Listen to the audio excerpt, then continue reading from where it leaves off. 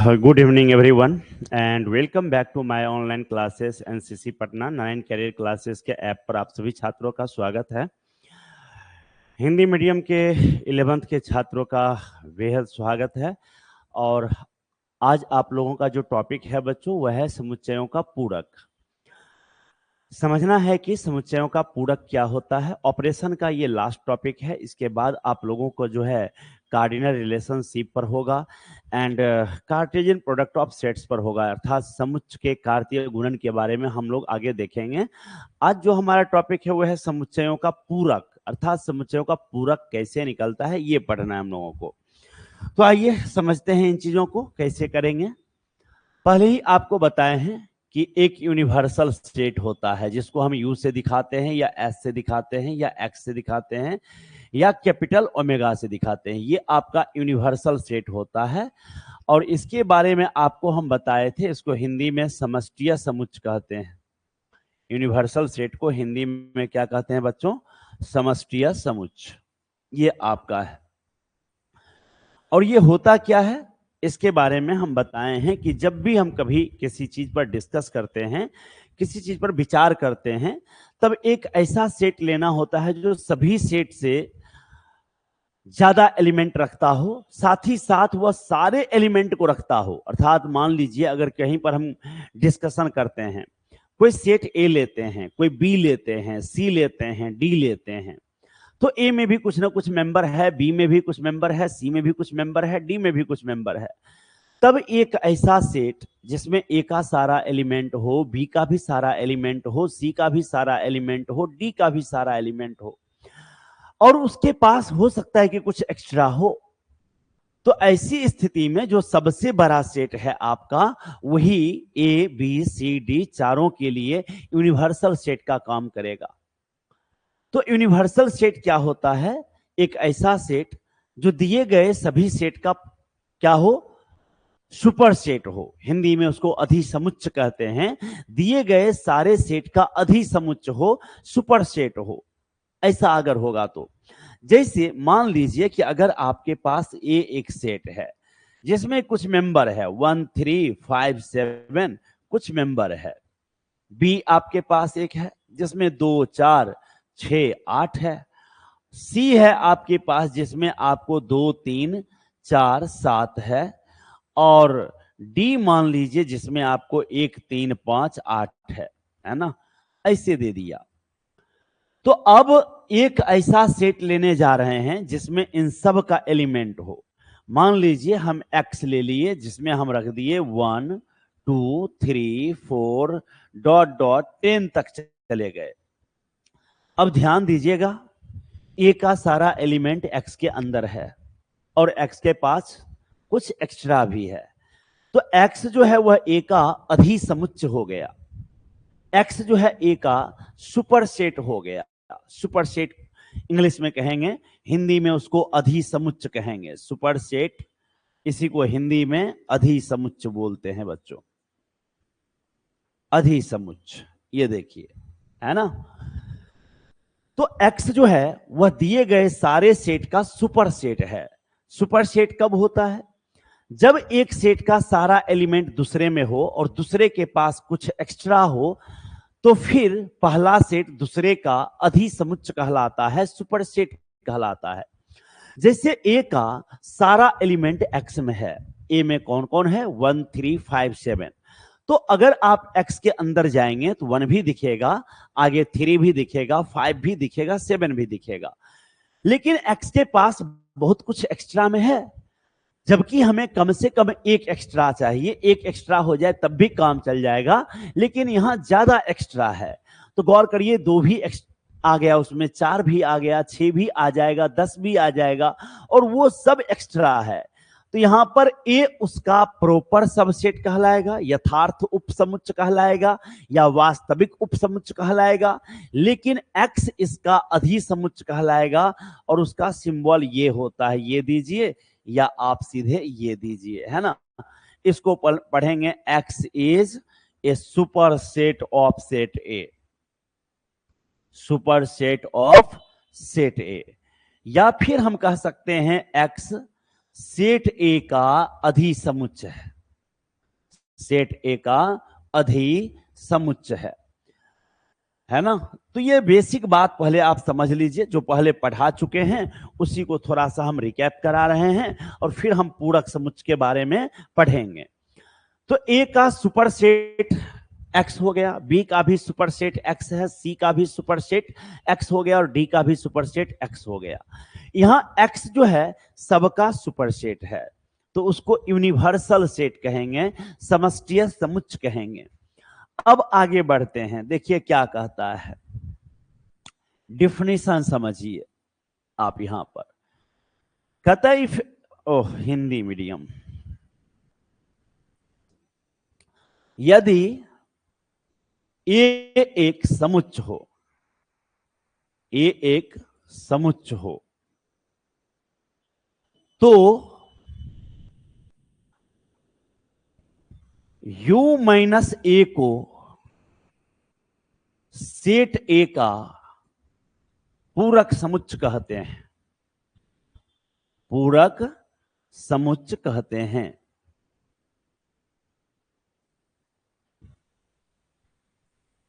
इसी को और लैंग्वेज में बोलना हो तो आप यह कह सकते हैं, किसी समष्टीय समुच्चय, समष्टीय समुच्चय और दिए गए समुच्चय का अंतर, दिए गए समुच्चय का अंतर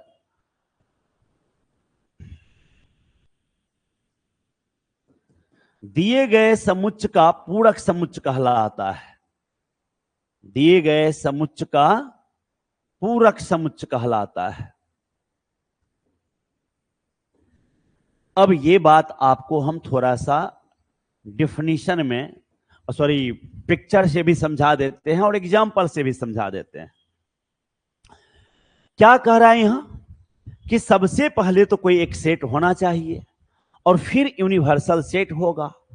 तो यूनिवर्सल सेट और सेट का जो अंतर होगा, समष्टीय समुच्चय और दिए गए समुच्चय का जो अंतर होगा, उसी को हम पूरक समुच्चय कहेंगे।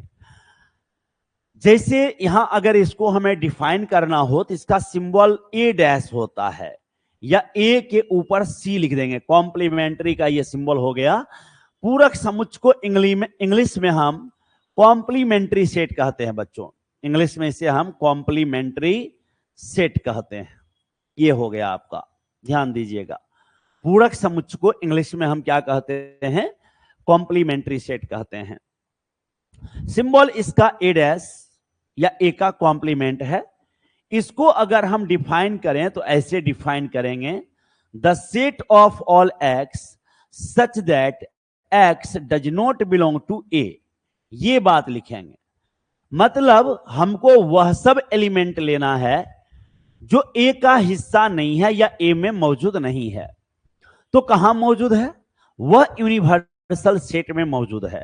इसी को आप दूसरे तरीके से यह भी कह सकते हैं, the set of all X such that X belongs to U, U means universal set, and X does not belong to A. ये बात आपको यहां क्या कहना है कि वह एलिमेंट लेना है जो यूनिवर्सल सेट में तो मौजूद है पर आपको सेट में मौजूद नहीं है। जैसे अगर हम इसका वेन डायग्राम अगर बनाना चाहें तो ध्यान दीजिएगा, यहीं पर हम पिक्चर बताना चाहते हैं, क्योंकि यहां डिफिनेशन बताए हैं। चलिए अगले पेज पर ही ठीक रहेगा, स्पेस मिलेगा। तो अभी अभी आप ए डैश का फॉर्मूला देखे, डिफिनेशन देखे, the set of all X such that X belongs to U and X does not belong to A, ऐसा लिखा हुआ था। इसको हम बच्चों u माइनस ए भी कह सकते हैं, u माइनस ए, है ना। अगर आपको समुच्चय का अंतर याद होगा तो उसमें एक नियम पढ़ाए थे हम कि अगर आपको कहीं x belongs to a minus B है तो इसके बदले आप लिखेंगे x belongs to a and x does not belong to b। ये पढ़ेंगे आप। अर्थात ऐसा एलिमेंट लेना है, ऐसा एक्स लेना है, ऐसा सदस्य लेना है जो ए में तो है पर बी में नहीं है। अब जिसके साथ नोट लगा हुआ है उसमें देखिए माइनस लगा है, और यहां गौर करिए किसमें नोट लगा है ना, ए में, तो वही माइनस में है। यहां देखिए x बिलोंग्स टू ए है, तो जिसमें बिलोंग्स है वो पहले है, यहां पहले x बिलोंग्स टू यू है तो यू पहले है। अब एग्जाम्पल से समझते हैं और वेन डायग्राम से भी समझते हैं।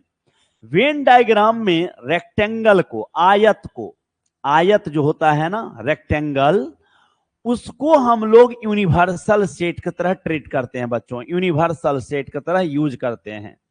ये आपका यूनिवर्सल सेट हो गया रेक्टेंगल। अब जब एक बार यूनिवर्सल सेट आ जाता है जिसको हम समष्टीय समुच्चय कहते हैं, अगर वो समष्टीय समुच्चय आ गया तो दुनिया का सारा सेट अब आने वाला उसी के अंदर में होगा जहां कहीं भी हो। तो मान लीजिए एक सेट ए है, वह आपको इसी के अंदर है, ये सेट ए हो गया यहां पर। अब क्या कहा गया, हमको वो हिस्सा लेना है, वो एलिमेंट लेना है। ये एक्स किसका मेंबर है बोलिए, जो लेफ्ट में होता है उसका मेंबर होता है। लेफ्ट में क्या लिखा था, ए डैश, जो कि ए के कॉम्प्लीमेंट्री को दिखाता है, ए के पूरक समुच्चय को दिखाता है। तो यह एक्स आपको कहां है बच्चों, ए डैश में है। एक्स किसका मेंबर है, ए डैश का मेंबर है। सच दैट के बाद जो कुछ लिखा हुआ है वो आपका कंडीशन है, वो आपका शर्त है। उस शर्त का जो भी पालन करेगा, उस शर्त पर जो भी खरा उतरेगा, उसी को ए डैश में आने का अधिकार होगा। यहां क्या डिमांड है कि वो हिस्सा लेना है जो यू का तो पार्ट है, यू का तो सदस्य है, पर ए का सदस्य नहीं है। हमको ऐसे क्षेत्र को लेना होगा जो यूनिवर्सल सेट का तो क्षेत्र है पर ए का क्षेत्र नहीं है। अब अगर गौर करिए, ये हिस्सा देखिए जहां मैंने डॉट दिया, ये डॉट, ये जो डॉट हम डाल रहे हैं बच्चों, ये गौर करिए, ये ए का है क्या, ए का तो इसके अंदर का हिस्सा है, ए का जो भी हिस्सा है वो इसके अंदर है। इसके बाहर जो कुछ है वो आपका यू का हिस्सा है। वो किसका हिस्सा है, यू का है। तो कहा गया ऐसा हिस्सा जो यू का तो है पर ए का नहीं है, यू का तो है पर ए का नहीं है, उसी को हम कॉम्प्लीमेंट्री कहेंगे। तो सिंपल सा है कि ए के बाहर का दुनिया जो भी है, ए को छोड़कर जो भी है, वही आपका ए डैश है। गौर करिए इस पिक्चर में हम ए के अंदर कहीं भी कलर करने नहीं गए हैं। सेट थ्योरी के वेन डायग्राम में ये जो पिक्चर बनाते हैं इसको वेन डायग्राम कहते हैं, वेन आरेख कहते हैं बच्चों, है ना।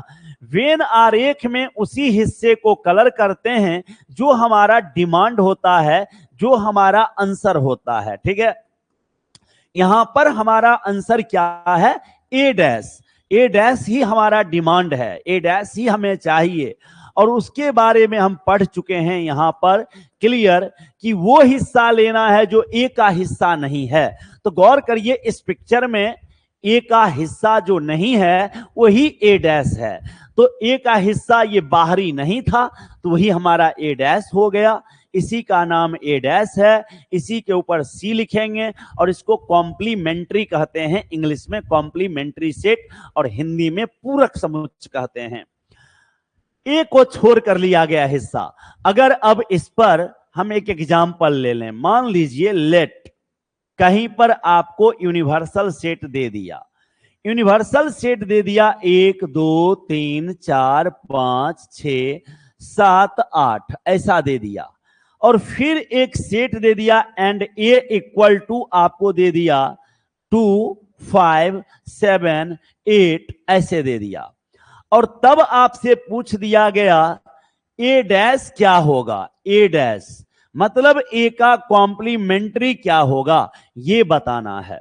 तो ऑलरेडी आपके पास यूनिवर्सल सेट ले लिया गया है, और यूनिवर्सल सेट में कौन कौन से मेंबर हैं, 1 2 3 4 5 6 7 8 हैं। और ए में कौन कौन मेंबर हैं, 2 5 7 8 हैं। क्लियर आपको दिख रहा है। अब यहां पर गौर करिएगा, ए डैश चाहिए तो आपको यू का वह मेंबर लेना है, यूनिवर्सल सेट का वह मेंबर लेना है जो ए में नहीं हो। अर्थात यू में से ए को हटाने के बाद जो कुछ भी बचेगा वो हमारा यूनिवर्सल सेट है। तो यू में से ए को हटाइए, आप 2 को हटा दीजिएगा, 5 को हटा दीजिएगा, 7 को हटा दीजिएगा, 8 को हटा दीजिएगा, बचेगा आपका 1, 3, 4 एंड 6। ये बच गया ए डैश आपका। ये क्या बच गया बच्चों आपका? ए डैश। तो ए डैश निकालना बहुत इजी है, कोई भारी काम नहीं है। पूरे यूनिवर्सल सेट में से ए के मेंबर को हटा देने से ए का कॉम्प्लीमेंट्री मिल जाता है। ए के एलिमेंट को हटाने से ही ए का कॉम्प्लीमेंट्री मिलता है, ए का पूरक समुच्चय मिलता है। अब आगे और एग्जाम्पल से देखा जाए। आइए, मान लीजिए आपको यहां पर दे दिया let S equal to A B C D E F G H I is a universal set.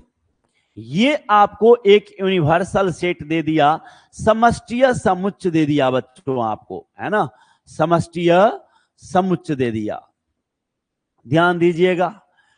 अब ये यूनिवर्सल सेट जब आपको मिल गया है बच्चों, है ना, एंड एक सेट आपको ए लेकर के दे दिया जिसमें मेंबर दे दिया ए डी ई एफ जी, ऐसे दे दिया आपको। और तब आपसे पूछ दिया ए डैश इक्वल टू क्या होगा। अब ए डैश का मतलब हुआ यूनिवर्सल सेट में से ए के जितने भी मेंबर हैं उसको हटा देना है। यूनिवर्सल सेट के अंदर कौन कौन है जो ए का मेंबर है? तो ए है ए का मेंबर, डी भी है ए का मेंबर, ई भी है ए का मेंबर, एफ भी है और जी भी है। इसको छोड़ने के बाद जो कुछ बचेगा वो हमारा ए डैश होगा, बी सी, उसके बाद सीधे पहुंचेंगे एच आई। ये 4 एलिमेंट आ गया आपका ए डैश के अंदर। बात क्लियर है ना? आप गौर करिए, जो कुछ ए में है वो ए डैश में नहीं है, और जो ए डैश में है वो आपको ए में नहीं है। दोनों में कुछ भी कॉमन नहीं है। ए और ए डैश में एक भी एलिमेंट कॉमन नहीं है। ऐसा कोई सदस्य नहीं होगा जो ए में भी हो और ए डैश में भी हो, अर्थात ए के पूरक में भी हो, ऐसा नहीं होगा। तो अब यहां पर बच्चों आगे ध्यान दीजिएगा, यहां पर अगर ए डैश का फिर से डैश कर दिया जाए, इट मींस कॉम्प्लीमेंट्री का फिर से कॉम्प्लीमेंट्री कर दिया जाए, पूरक का फिर से पूरक समुच्चय कर दिया जाए, तो क्या हो जाएगा? तो अब हमें फिर से इस एस में से इन सबको हटाना पड़ेगा। किसको किसको हटाना पड़ेगा? गौर करिए, बी को हटाना पड़ेगा, सी को हटाना पड़ेगा, एच को हटाना पड़ेगा और आई को हटाना पड़ेगा यहां से। फिर बचेगा ए डी ई एफ और जी। अब अगर आप गौर करें तो डबल डैश हो चुका है, कॉम्प्लीमेंट्री का कॉम्प्लीमेंट्री हो गया। तो जब डबल डैश किए तो फिर से वही सेट आ गया। गौर करिए, पहला वाला ही सेट आ गया। अब अगर फिर से डैश करेंगे ना तीसरी बार, तो फिर से ये रिजल्ट आ जाएगा, ए डैश आ जाएगा। क्या सीखने को मिला? अगर आप इवन नंबर ऑफ टाइम्स में कंप्लीमेंट्री निकालिएगा तो आपको ए आएगा। मतलब सम संख्या में अगर आप पूरक निकालते रहिएगा तो आपको ए आएगा, और विषम संख्या में आप पूरक करते रहिएगा तो आपको ए डैश आएगा। अगर 3 बार कॉम्प्लीमेंट्री करिएगा तो ए डैश आएगा, 5 बार कॉम्प्लीमेंट्री करिएगा तब भी आपको ए डैश आएगा, 7 बार करिएगा तब भी आपको ए डैश आएगा। लेकिन अगर 4 बार करिएगा कॉम्प्लीमेंट, 6 बार करिएगा, रिपीट करिएगा इसको, 2 बार करिएगा तो आपको ए आएगा। तो कोई अगर कहेगा कि किसी सेट का 10 बार कॉम्प्लीमेंट्री किया गया, 10 बार कॉम्प्लीमेंट्री किया गया, तो कौन सा सेट आएगा? ए आएगा या ए डैश आएगा?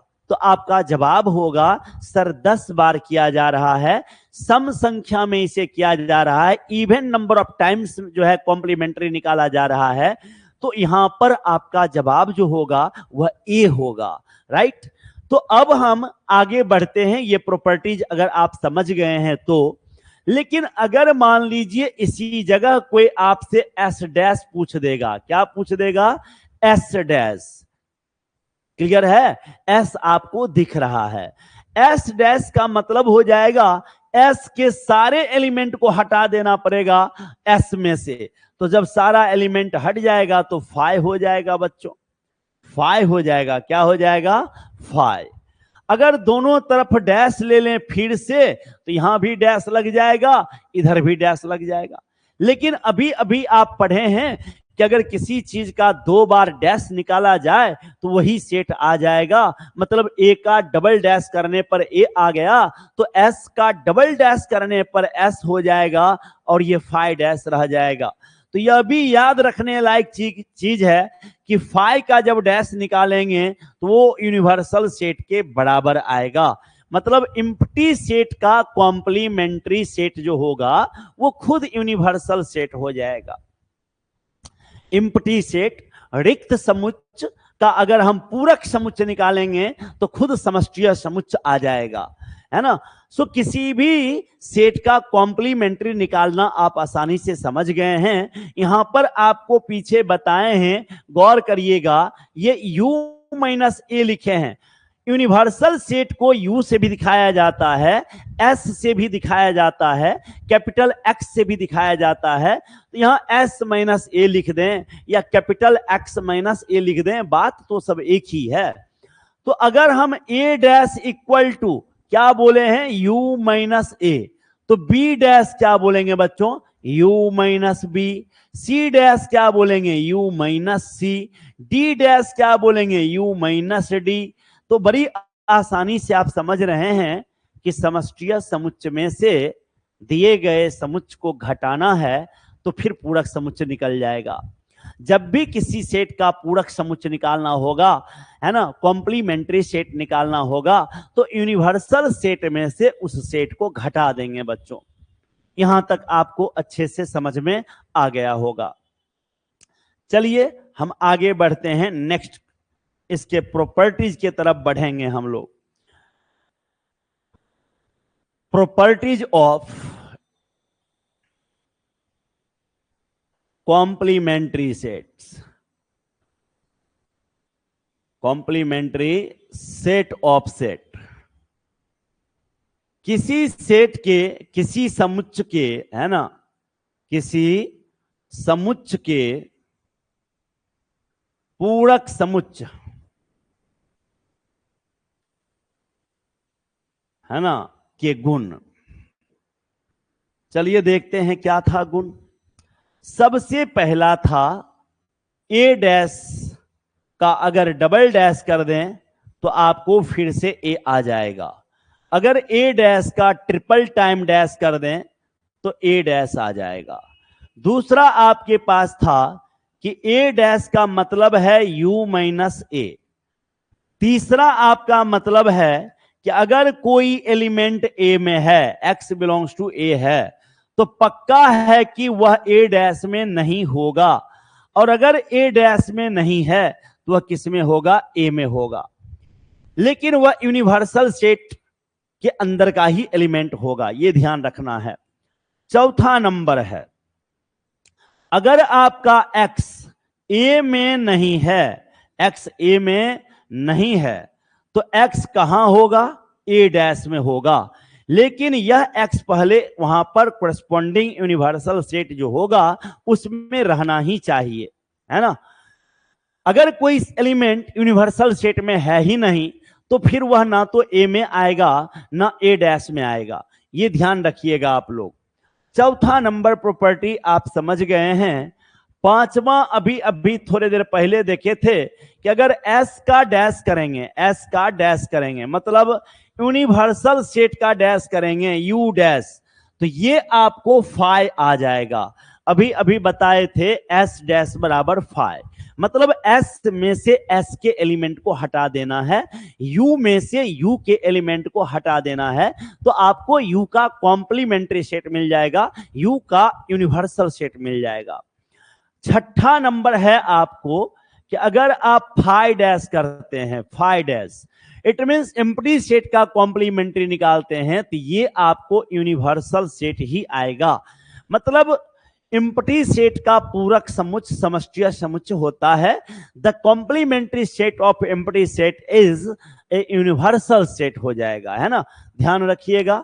6 नंबर हो गया। 7 नंबर है, अगर आप ए और ए डैश में इंटरसेक्शन ढूंढिएगा, मतलब ए और ए डैश में कॉमन ढूंढिएगा, तो कुछ नहीं मिलने वाला है, दोनों में कुछ भी कॉमन नहीं मिलेगा। इसको पेयर वाइज डिसजॉइंट कहेंगे, pair wise disjoint, pair wise disjoint set कहेंगे बच्चों, ये ध्यान रखिएगा, पेयर वाइज डिसजॉइंट सेट्स। मतलब ए और ए डैश में एक भी एलिमेंट कॉमन नहीं मिलेगा, ए और ए डैश में सिंगल एलिमेंट कॉमन नहीं मिलेगा। ऐसा एक भी सदस्य नहीं हो सकता जो ए में भी होगा और ए डैश में भी होगा, दोनों में होगा, ऐसा एक भी एलिमेंट नहीं होगा बच्चों, ये ध्यान रखिएगा आप लोग। नेक्स्ट 8वां नंबर प्रॉपर्टी के तरफ बढ़ेंगे हम लोग, ध्यान दीजिएगा। अगर ए और ए डैश को एक साथ मिला दीजिएगा, बैक चलिए, आइए, ये आपके पास ए है, ये आपके पास ए डैश है, अगर दोनों को आप यूनाइट कर दीजिए, दोनों को यूनियन कर दीजिए, तो क्या होगा बच्चों बताइए। दोनों को यूनियन करने पर सारा मिल जाएगा, मिलने के बाद वो एस के बराबर हो जाएगा। किसके बराबर हो जाएगा? एस के बराबर। मिलाइए ना दोनों को, A B C D E F G H I, total आ गया। तो दोनों को यूनियन करने पर आपको क्या मिलेगा बच्चों?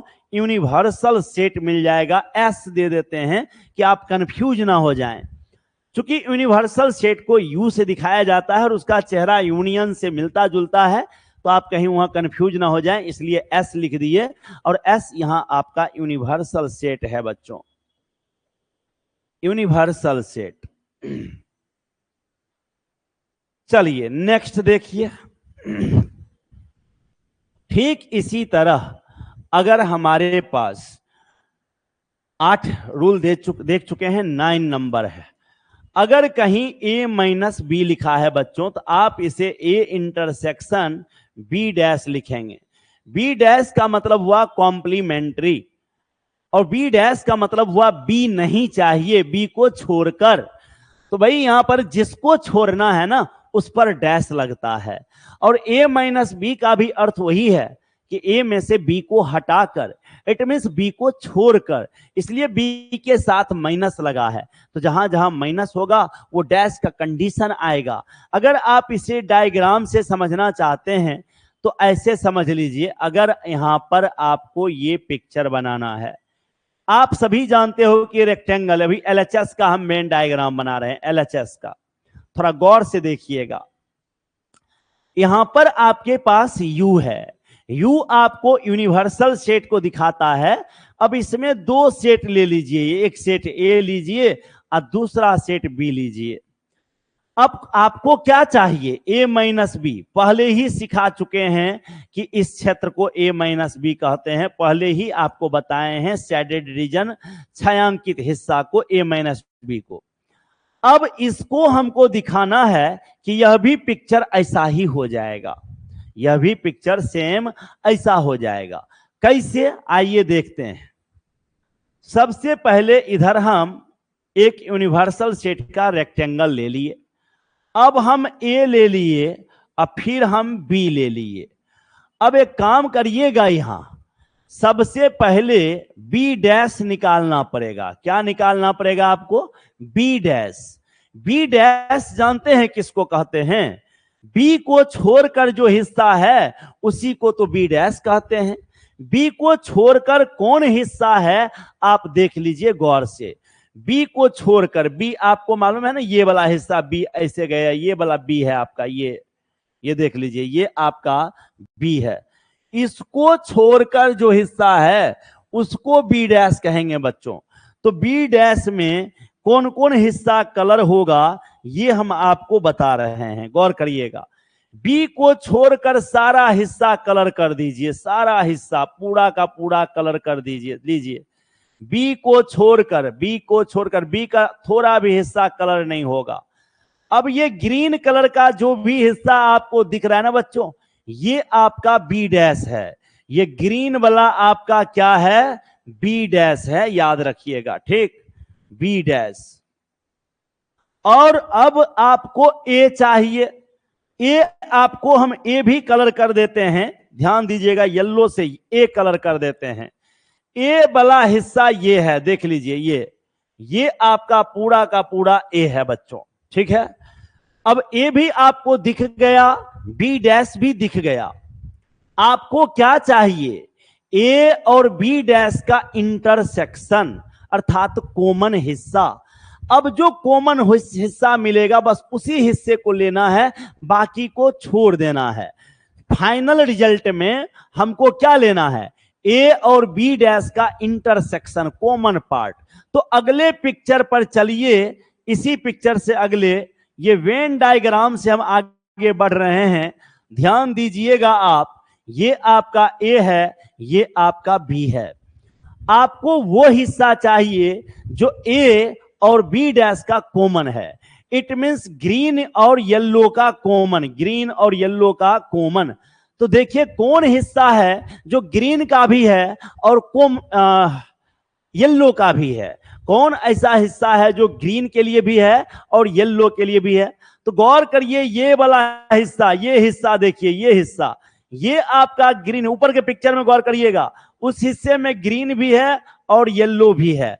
लेकिन अगर यहां देखें तो यहां ग्रीन है पर येलो नहीं है, और अगर इस हिस्से को देखें तो यहां येलो है, ग्रीन नहीं। बट हमको तो वो हिस्सा लेना है जहां ग्रीन भी है और येलो भी है, तो आपको ये हिस्सा हो गया। अब इस पिक्चर और इस पिक्चर को देखिए, इक्वल हो गया कि नहीं हो गया। तो ए माइनस बी को हमेशा क्या लिखा जा सकता है बच्चों, ए इंटरसेक्शन बी डैश लिखा जा सकता है। तो जहां कहीं भी ए माइनस बी दिखेगा आप समझ जाइएगा ए इंटरसेक्शन बी डैश है। नेक्स्ट प्रॉपर्टी के तरफ बढ़ते हैं। 9 प्रॉपर्टी हुआ है यहां पर, 10वां प्रॉपर्टी के तरफ हम बढ़ रहे हैं। ये गौर करिएगा, ये ए यूनियन बी का डैश है बच्चों, ए यूनियन बी का डैश। ए यूनियन बी का डैश क्या है, अब ये टोटल ब्रैकेट के ऊपर डैश है। अब जब ये ब्रैकेट हटेगा तो बारी बारी से सबके ऊपर डैश आएगा, ए डैश के भी ऊपर डैश आएगा, सॉरी ए के ऊपर भी डैश आएगा और बी के भी ऊपर डैश आएगा। ए के ऊपर भी डैश आ गया और बी के भी ऊपर डैश हो गया। लेकिन ये बीच में क्या होगा बच्चों, अंदर क्या है, यूनियन, बाहर इंटरसेक्शन हो जाएगा, ध्यान रखिएगा। अगर इसी तरह A union B union C दे दिया तब डैश दे दिया तो आप लिखेंगे A dash intersection B dash intersection C dash, ये बोलेंगे। यूनियन आपका इंटरसेक्शन में कन्वर्ट हो रहा है, और ये क्यों हो रहा है सबका हम प्रूफ बताएंगे आगे, घबराना नहीं है।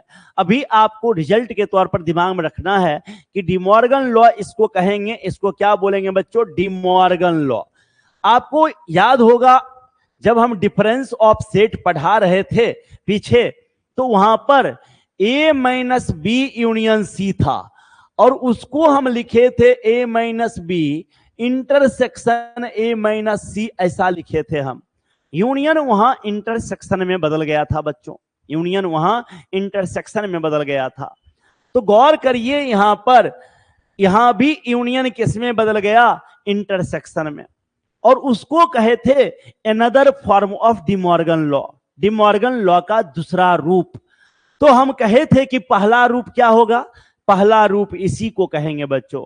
मेन डिमॉर्गन लॉ ये है, जब भी कोई आपसे पूछेगा कि डिमॉर्गन लॉ क्या है तो आप कहिएगा ए यूनियन बी का dash is equal to A dash intersection B dash. कहेगा अनदर फॉर्म तब कहिएगा A minus B union C equal to A minus B intersection A minus C, ये बोलिएगा। अब अगर इसी में ध्यान दीजिएगा 11 नंबर में अगर आपको ये इंटरसेक्शन होता ऐसे, तो ये आपका लिखा था A dash union B dash. अगर आपको कई सेट है इस तरह से, A intersection B intersection C का डैश है, तो A dash union B dash union C dash. So intersection आपका किस में बदल रहा है? यूनियन में। और ये भी आपका डिमॉर्गन लॉ ही है। सो दोनों को आप डिमॉर्गन्स लॉ कहेंगे, दोनों को क्या बोलेंगे? De Morgan's law. A union B का डैश जो था वह A dash intersection B dash हो गया था। ए इंटरसेक्शन बी का डैश जो है उसे A dash union B dash कहते हैं। अगर इसी को जनरलाइज कर दिया जाए तो देखिए जनरलाइज करने पर क्या होगा, सामान्यकरण करने पर इसका क्या होगा? A1 union A2 union A3 dot dot union AN ऐसे है, और पूरा पर आपको डैश है। तो जब ये यूनियन ये ब्रैकेट हटाएंगे तो इंडिविजुअली पर्सनली सभी पर एक एक डैश आता चला जाएगा। A1 के ऊपर भी डैश आएगा, A2 के ऊपर भी डैश आएगा, A3 के ऊपर भी डैश आएगा, और बढ़ते बढ़ते AN के ऊपर भी डैश आएगा। लेकिन अंदर यूनियन है तो यहां आपको इंटरसेक्शन सब जगह हो जाएगा बच्चों, इंटरसेक्शन। इस पूरे बात को लिखने का एक दूसरा तरीका है, सीधे सीधे यूनियन दीजिए। चालू कहां से हुआ? 1 से, गया कहां तक? N तक, तब यहां AI लिख दीजिए। ये यूनियन का सिंबल है। बारी बारी से लिमिट का वैल्यू, वेरिएबल का वैल्यू रखते रहिए और यूनियन का सिंबल देते रहिए। सबसे लोअर लिमिट I का 1 है तो सबसे पहले A1 डालिए, I की जगह 1, एंड तब यूनियन का सिंबल। फिर 2 डालिए, फिर यूनियन का सिंबल, फिर 3 डालिए, फिर यूनियन का सिंबल, बढ़ते बढ़ते N तक जाइए। अब इस होल बॉडी का डैश है, गौर करिए वहां पर AI पर डैश लगा हुआ है, AI पर डैश लगा हुआ है बच्चों, ध्यान दीजिए। लेकिन इसके आगे सब में इंटरसेक्शन है। क्या है? इंटरसेक्शन। और कहां से कहां तक? 1 से N तक। तो सबसे पहले अब गौर करिए, ये ब्रैकेट जैसे ही हटा, ये वाला ब्रैकेट हटा तो डैश A पर आ गया, और ये यूनियन किस में बदल गया? इंटरसेक्शन में बदल गया। ठीक उसी तरह अगर इंटरसेक्शन होता, I equal to 1 to N होता, AI का डैश होता, तो ये आपको यूनियन हो जाएगा और AI डैश हो जाएगा, फ्रॉम 1 to N हो जाएगा। ये आपका डिमॉर्गन लॉ का जनरल फॉर्म है, the general form of De Morgan law. आपके 11th में छोटी मोटी बुक को बनाने में इसका कोई यूज नहीं होगा। अगर अब आगे ग्रेजुएशन मैथ से करिएगा तो ये सब आपको हेल्प करेगा। General form of De Morgan law है ना, डिमॉर्गन्स लॉ, ये आपको हेल्प करेगा वहां पर। तो ये सारा प्रॉपर्टी आज जो आपको बताए हैं, ये सब का सब आपका क्या हो गया बच्चों? कॉम्प्लीमेंट्री सेट से रिलेटेड हो गया। आगे हम लोग कार्डिनल रिलेशनशिप के बारे में देखेंगे नेक्स्ट क्लास में। आज के क्लास को यहीं पे हम क्लोज करते हैं। अगले क्लास में आपको हम कार्डिनल रिलेशनशिप के बारे में बताएंगे और कार्टेशियन प्रोडक्ट ऑफ सेट बताएंगे। उसी के साथ आपका सेट थ्योरी समाप्त हो जाएगा। ऐसे नए सिलेबस के हिसाब से तो सेट थ्योरी यहीं पर खत्म हो गया। नया जो आपका सिलेबस चेंज हुआ है 11th का, उसके हिसाब से सेट थ्योरी खत्म हो गया। मेरे हिसाब से थोड़ा बचा हुआ है, उसको अभी और पढ़ाएंगे। अगले क्लास में सेट थ्योरी खत्म हो जाएगा, फिर आप लोगों का अलजेब्रा स्टार्ट करेंगे। मिलते हैं अगले क्लास में, तब तक के लिए जय हिंद, जय भारत।